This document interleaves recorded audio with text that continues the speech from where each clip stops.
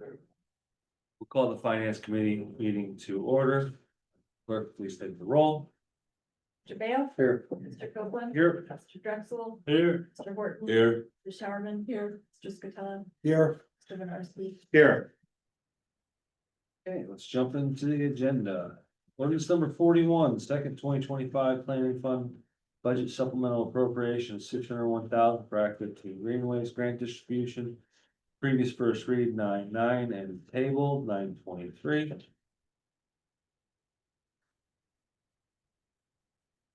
Table. Ordinance number 43, 2025 budget. General fund budget waiver of county purchasing code for 3-year contract for Westlaw subscription for judges library. Is Max not here? I thought we wanted.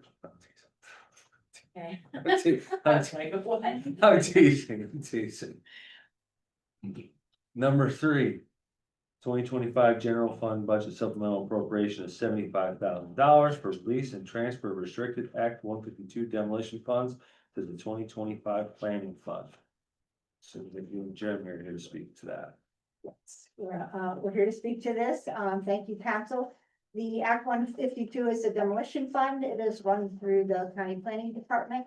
We contract with the Erie County Land Bank to do demolitions throughout all of Erie County.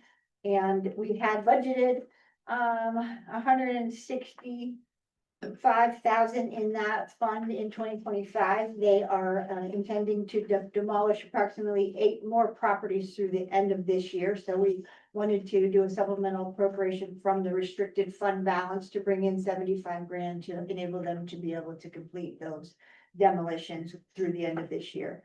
Those demolitions include 5 in the city, 1 in the city of Corey and 2 in the borough of Union City. To date, they did 19 demolitions so far between the 2 land banks in 2025.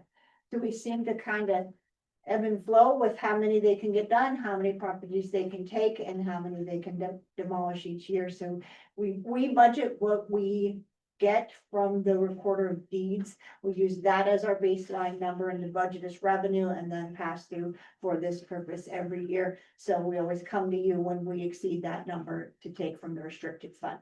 Jeremy has been preparing everything he needs for us, so we know we receive the contracts and the bids and the invoices and all those things that from the contractors come to us, and we pay those bills. So he can answer any specific questions about the demo. Just point of clarification. These funds live with the county, stay with the county, and we pay for the services that were contracted by the way.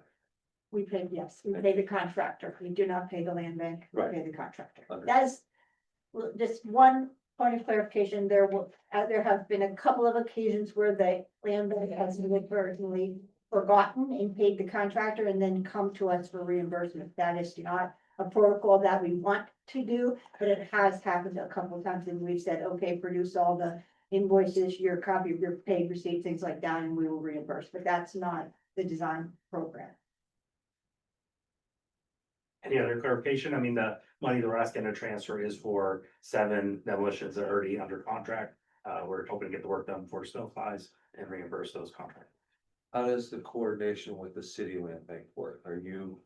This is all through the city. So when she referenced those other demolitions that were already paid, that was the Erie Land Bank. And then they have a portion of these remaining 7, and we have 3 of them ourselves. So you guys are working together to accomplish. You know, they put all the paperwork through us, but they do the same bidding process we do, hire their own contractors, and then turn in everything once the project is complete.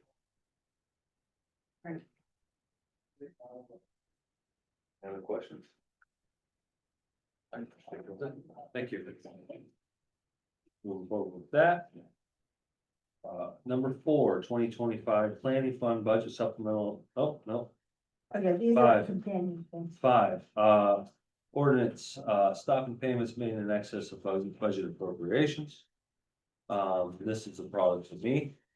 Originally, I'd written this as a resolution in response to a line item under solicitors that is currently overexpended, as of 8/31 was overexpended by roughly $48,000, which is about 20% of the entire department's budget. I've had a lot of concern with this, particularly because the prison I believe it was. Last year or the year before, it was 2 million over budget. And I really think we need to get our arms around this because. No dollars should ever be spent that are not appropriated by us. And as I laid out in the previous draft resolution, which is not before you. The home rule charter allows plenty of flexibility to the executive to add funding to a department or a line item. Via transfer from another department or through a supplemental appropriation. All of which would require our approval. But is not that big of a task to ask. This ordinance in effect lays out that case, that where they were over budget. We did just get reporting yesterday. Do you have that by chance? I do not. I don't know where they're at, but on the public facing open budget, the department was at $304,000 expenditures and had 295,000 budgeted. So, department over budget. A line item well depleted. And this is basically just asking the county executive to fix it or stop spending money.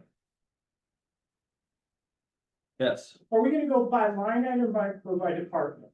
I mean, we budget by a line item, Okay. but so- in that department, you have the ability to Yeah, transfer Billy, between line I'm items. just trying to get a feel for the rules here.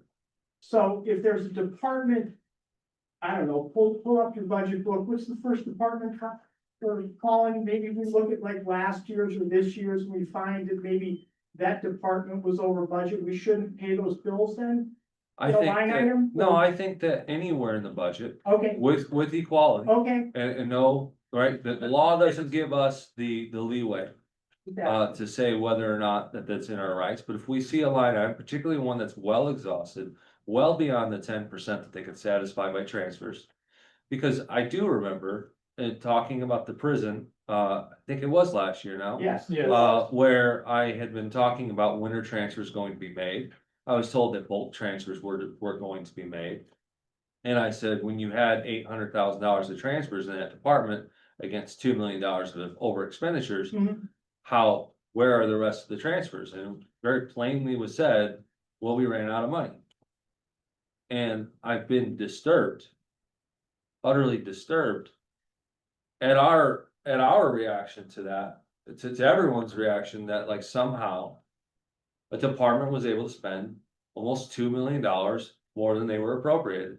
And for mandated services, things that we have to provide. I think this body, I hope there's agreement. We understand that and we should provide funding to it to make it whole. But we never had that conversation, did we? No. We need, Rock, I just wanted to know the rules. I don't make the rules, it's a home rule charter. Well, the I rule, agree, I absolutely agree. may I? Yes, Yeah, Rules are clearly outlined in the home rule charter and that we do appropriation.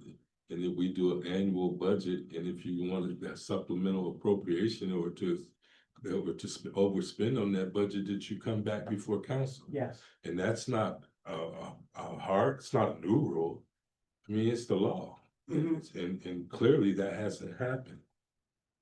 and again, there's a lot of flexibility, you can transfer between departments. Yes. It doesn't have to be a new, right, and all you gotta do is get our approval.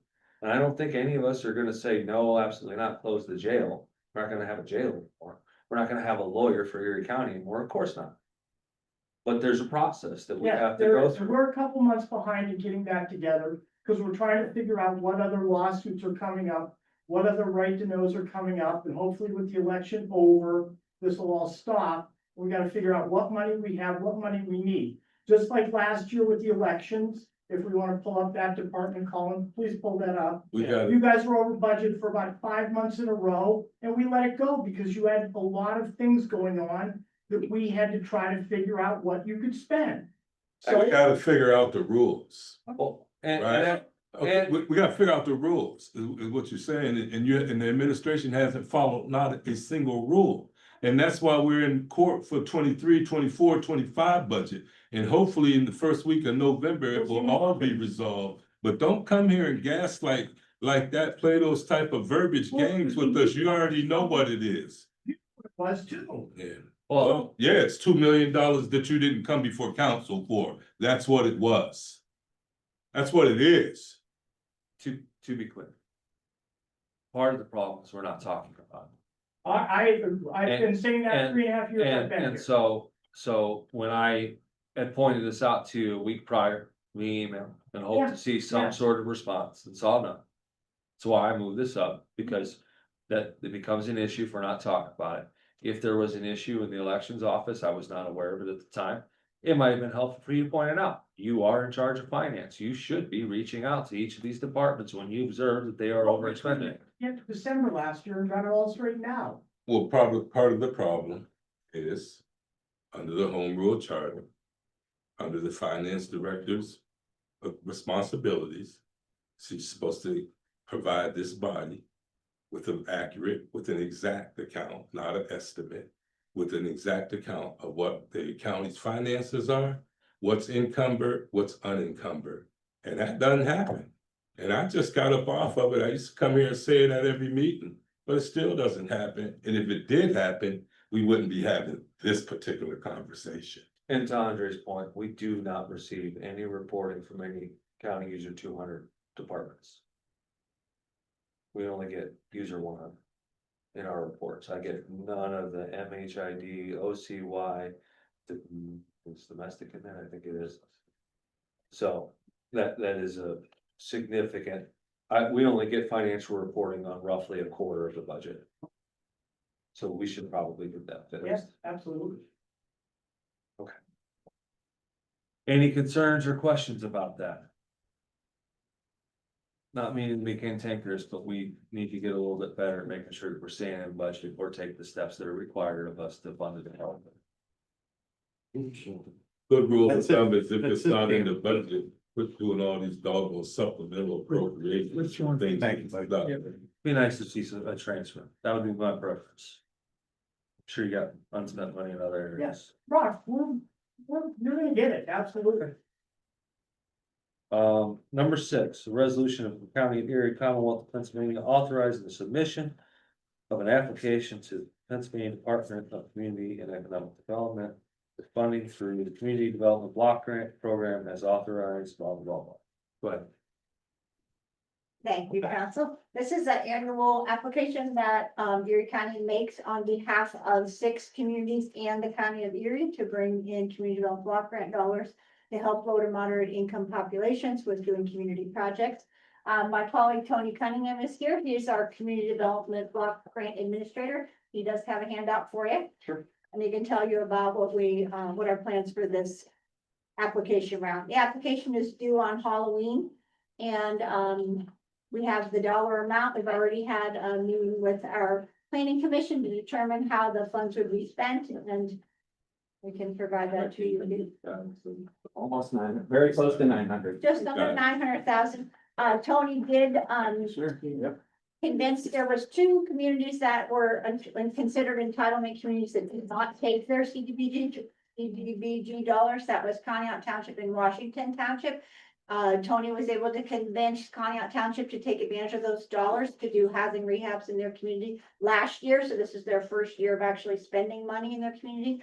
And so second year for that. And then he was able to convince Washington Township to take advantage of their dollars so they can do a project coming in the future year with this application. So this will be the first time that Washington Township is able to apply. On the handout that I gave you, it kind of goes through the different projects that were approved by the planning commission for the Erie County funds. The Erie County funds basically get spread out to communities that do not already receive an entitlement, whether that be from HUD or from DCED. And the planning commission received 4 applications this year and decided to fund the 3 that are on the list. Just because it's $300,000, there's only so much we can fund. And then below that, you'll see the entitlement communities that we work on behalf of here in Erie County and the projects that they selected, along with the amount of money that they are able to apply for. The community development block grant applications due Halloween. Like I said, we won't get the actual contracts for the dollars until next summer, so 2026 summer. By the time we do the documentation, we need to do environmental review and things like that. These projects won't be eligible to get started till sometime fall next year, but this is, yeah, 2026, we'd Fall have. 2026. And then We'd to be be, doing- yeah, to do the projects in 2027. Unless we're really hustling, it'll probably Yeah. be spring of 2027. Yeah, by the time we actually get these projects in your budget, so you don't see these dollars in the budget because there's not going to be used on projects in 2026. Likely be 27, 28. We have a total of 4 years from, basically from application to spec. So, and Tony just went through monitoring where the CDBG grant monitors came to actually look at all our files for all the projects from 18, 19, and 20. Yeah. I can't remember. 18, 19, and And 20. we passed with flying colors our monitoring. Yeah. Good job. It was a Sounds lot. stressful. There was It was two, It was a busy couple weeks. yeah, there was 2 women in the office looking at all the files. We had to go to the warehouse many times to get the files to make sure we had all the documentation for them to review. And they only came back with one recommendation that we take before and after pictures of the rehabs. And I can't remember some other minor One thing that we want to put a date on when I check or it. dates on one of the files we have to look at. But other than that, we had a very clean monitoring. So we were.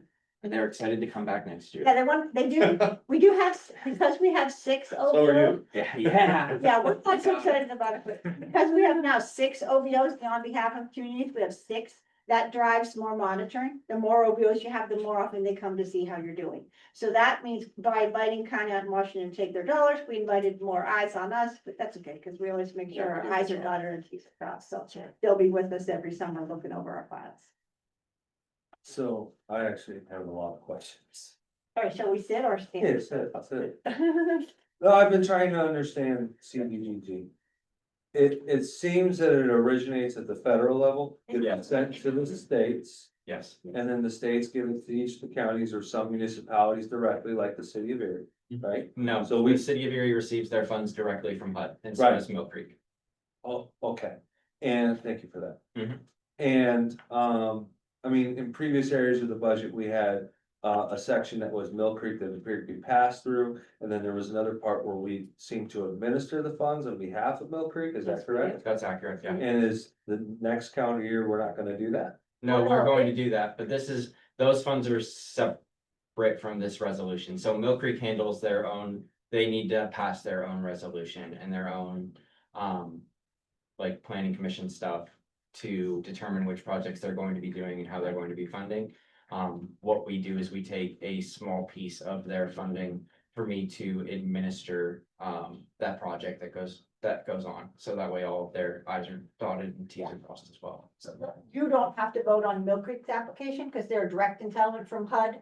The Mill Creek Township Supervisors vote on their entitlement. Got it. Just as you guys didn't have to pass a resolution for all of the smaller municipalities that we work on behalf of, they have their own independent resolution that's done. And from my memory, it didn't seem like our budget was taking a terribly large share of our wages.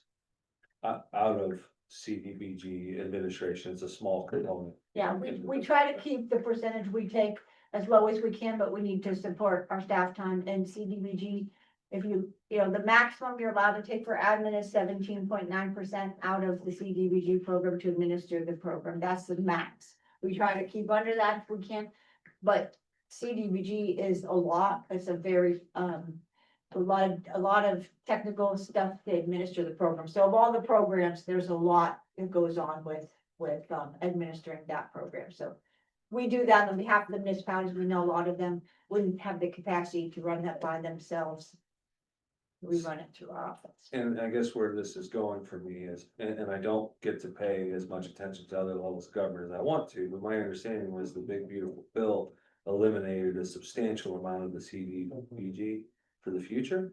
Are you guys aware of what those impacts look like in the near future? We don't have any assured what the future is for HUD through the federal government. The CDBG program. They did say, didn't they say that they have been through this before? It has not been eliminated in the past. It has been on the chopping block for numerous years under, this administration. But it has not been cut yet. Right now, there's been a lack of transparency, from what my HUD rep, calls HQ, which is, Washington DC, as to whether CDBG or HUD in general will continue to exist. There have been a lot of cuts at HUD. I reached out earlier this week and they are on furlough. There's nobody in the offices to really clarify this, but they have been operating under the assumption of business as usual. So I mean, my application on 2025 Mill Creek has gone through. And nobody has told us that it was not going to exist or specifically outlined that it is not going to exist. But we are aware that does have the potential to be for funding to be cut. So status quo today, future uncertain. And this particular money is 2025 money, and it's HUD already. So it's already been allocated. So this application, It's physically at the state, we just need to get it from the state. Yeah, yes, Thank you. we don't know about the future. we don't know about 2026 though. That's the big question right now is 2025, we're good to go. It's all there. It's been passed. It exists. But going forward into 2026 is when it'll become a little bit more precarious as to what the status is. And as you saw from the budget, we're using 2022 monies, 2023 monies, 2024 monies in 26, so this money we wouldn't actually be using till a couple future years, so that gives us some confidence that we at least have CDBG projects that will be ongoing at least until into 27 Yeah. with this money and prior. Yeah, we have a bit of a long burn time, so to speak, just because we are still, I mean, we have projects from 2022 that are scheduled to get completed next year. In 2023, and then with 2024 and 2025, we kind of have a little bit of a run time until the funds are completely exhausted in regards to CDBG. Really appreciate you guys taking the time to educate me on that, because I knew small snippets and it made me scared and nervous and wasn't sure what to think about. Any other questions? No. All right, and then number 7, we have a possible sale of a parcel from a repository. Any questions or thoughts on that? Anyone? Jim, would you like me to pass the gavel? He's already here. You got one. He brought one. Oh, there's 2. No, I didn't bring it with. Black guy. Yeah, you got his own. Don't tell me you got a badge too. Though. Yeah. 2 of them. Like to call the personnel meeting to order. First on the agenda, ordinance number 2025, appointed official salary ordinance, full-time assistant public defender. Good afternoon, council. My name is Nicole Sloan Connor. I'm here with the first assistant public defender, Michael DeJohn, and one of our grant funded paralegals. He does a great job for us, Scott Cooker. He assists us with some of our documentation and reporting as well. This is the first of 3 ordinances I'm bringing before you. This is an assistant public defender. She is going to fill vacancy with the last 3 digits, 029. This position has never been filled before. It's just been sitting open for years. We're asking for $35.68 an hour, which is the posted rate. She has 19 years of legal experience, including 7 about 20 years ago with us. This is $11 less an hour than conflict attorneys on the criminal side are making with far less cases. But this is what we're asking for. How does Any that align questions? with the budgeted line item? You said it's position 029. Yeah. I have it currently, the 2026 non-bargaining at $71,662.28. Well, within my budget, okay. What other questions can I answer for you? This is the first of 3, that leaves you 1 vacancy beyond that? No, you will not have any vacancies. That will fill us. The 2 that I'm bringing before you, the next finance meeting, they just passed the bar on Friday. We hired them months ago, but we had to wait until they passed the bar and are sworn in to start. So that's why this was delayed a bit, because as everyone knows, because Andre's daughter just passed the bar, the results just came back on Friday. That was too late to add it to this agenda. So we will have no openings. There was one, and Michael was keen enough to see this. It looks like we have an opening from a part-time position. It's not an opening because we paid for a contract attorney who's retired. So he couldn't be an employee anymore. He retired years ago. He comes back and he works for us as a contractor. So we pay for him out of that line. So it looks like it's vacant, but it's not because we pay the contractor for that. Just want to commend your hard work. I know it's been a slog for you to get all these positions filled. And it's nice to see, maybe we'll get that caseload down a little bit for people and Amen. be able to provide better defense. It means a lot. Thank you. Welcome aboard, young man. Number 2, possible appointment of Scott Harris to the Erie County Land Bank. Term to expire 12/31/2025. I thought that term expired in 27. I believe it. I don't know that date's right, but I don't know that I'd have brought one forward if that was the case, but in the event it's on the agenda. We can always get it amended if there's something different. Yeah, but it's going forward. Yeah, Jeremy, you're gonna love Scott. I think that's the end of Chris's term, it's 12/31/25. Right, because he's filling the partial. Right, but I think her term might be beyond 25. She thinks it's 25. Huh? I'll have to double check. Yeah, I could be wrong, but I thought it was 27. I might have been looking at a different appointee for a different. You know, doing housekeeping. I didn't want that in any event. The work that you're doing, you need a vote there these 2 months, and we don't want to leave that. We don't want to leave that to chance. I'm paying attention over there, Jessica, just because I don't say nothing. I watched the land bank, and Christine was she was a great appointee. She really was. Yeah, absolutely, and Kenya, yeah, the recommendation, Kenya Johnson, I can't say enough great things about her. This stuff, but I wanted someone a little bit more neighborhood watch base. That's Scott has extensive neighborhood watch base. And I know Jeremy can appreciate that because he cut his teeth over there at best. And I think neighborhoods, particularly in land banking in this environment with so many moving parts, CLTs and out of town land grabs. We need people who are really vested and committed to Erie County and the city of Erie. Scott's one of those people. Anything else for the good of the order? Any executive sessions or anything? No, let's go home. Motion to adjourn. Thank you all.